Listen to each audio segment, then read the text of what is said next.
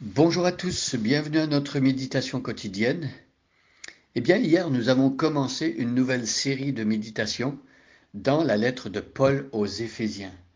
Une lettre magnifique où Paul, on l'a dit hier, retrace le plan de Dieu pour le salut des hommes euh, de l'éternité passée jusqu'à l'éternité à venir. Paul raconte comment Dieu a choisi, prédestiné en Jésus-Christ des personnes pour faire partie de sa famille, des personnes à qui il pardonne les péchés, des personnes qu'il destine à devenir semblables à l'image de son Fils, des personnes en qui il met le Saint-Esprit, qui est un gage pour la rédemption à venir.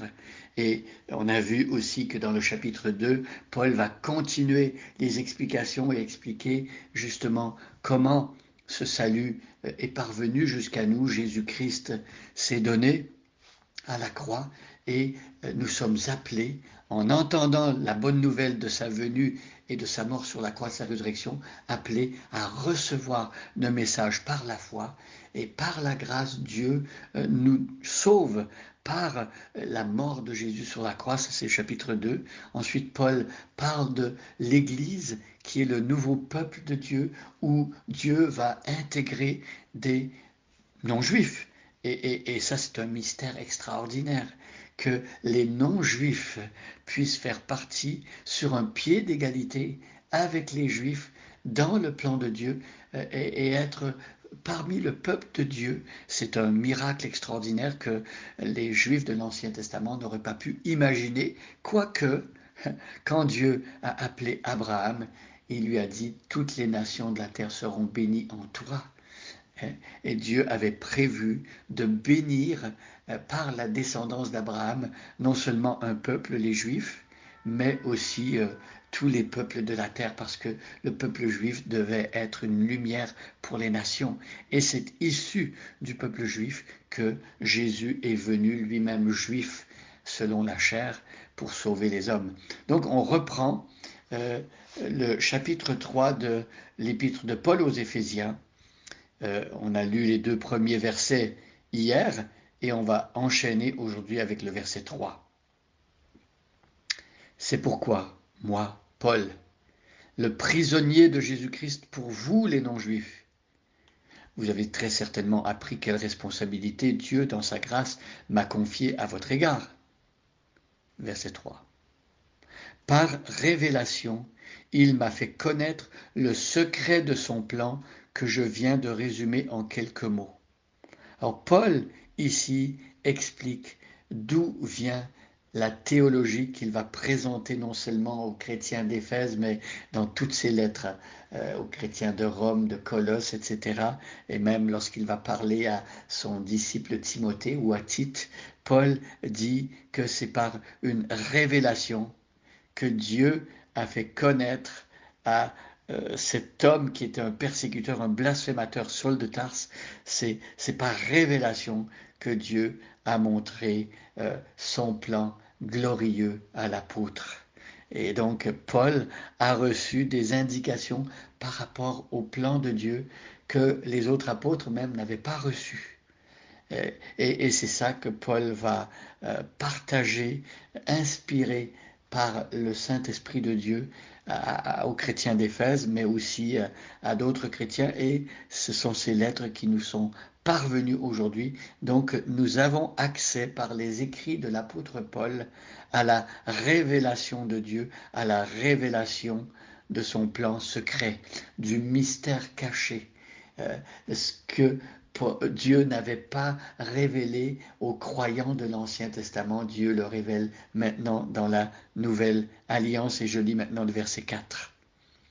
En me lisant, vous pouvez vous rendre compte de la compréhension que j'ai de ce secret qui concerne Christ.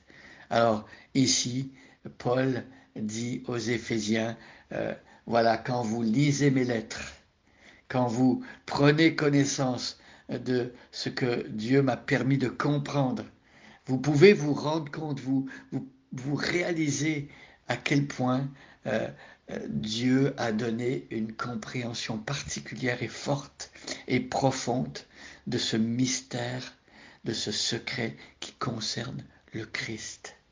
Alors, le message de la Bible, le message que Paul veut communiquer et enseigner à tous ceux qui vont lire ces lettres, ça concerne le Christ. Mes amis, le message entier de toute la Bible concerne le Christ. Le sujet principal de la Bible, c'est le Christ. C'est le Messie promis. C'est le roi qui a reçu l'onction de Dieu pour venir libérer son peuple, pour venir apporter le salut, pour amener le plan de Dieu à son aboutissement, le Christ de Dieu.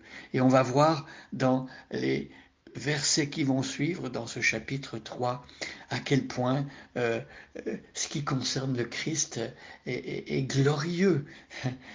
Tous ceux qui lisaient l'Ancien Testament et qui avaient lu des prophéties messianiques avaient un contour un peu flou de ce que Christ allait faire. Mais Paul, lui, il se rend compte qu'il vit dans une époque où le Christ lui-même, en chair et en os, et dans l'espace et dans le temps. Et à son époque, le Christ a foulé le sol de notre planète. Le Christ a accompli le plan de Dieu pour le salut par sa mort et sa résurrection. Et ensuite, Paul va nous expliquer quelles sont les ramifications de cette œuvre de Christ à la croix pour nous aujourd'hui. Et en développant le cadeau un petit peu, comme on a cette image d'un enfant qui reçoit un cadeau à Noël et qui va enlever l'emballage et qui va développer le cadeau, eh bien, dans les lettres de Paul, c'est un petit peu comme si on enlevait l'emballage, on regardait le cadeau et on prend conscience de la richesse, de la valeur infinie de ce que le Christ a fait. Mes amis, lorsque vous lisez la Bible, lorsque vous lisez les lettres de Paul et en particulier ce chapitre 3 d'Éphésiens, dites-vous et comprenez bien que Paul a voulu nous écrire au sujet du Christ et c'est Christ qui fait l'objet de toute notre attention. Gardons les regards fixés sur Jésus aujourd'hui et toujours. Bonne journée à chacun et à chacune et soyez bénis.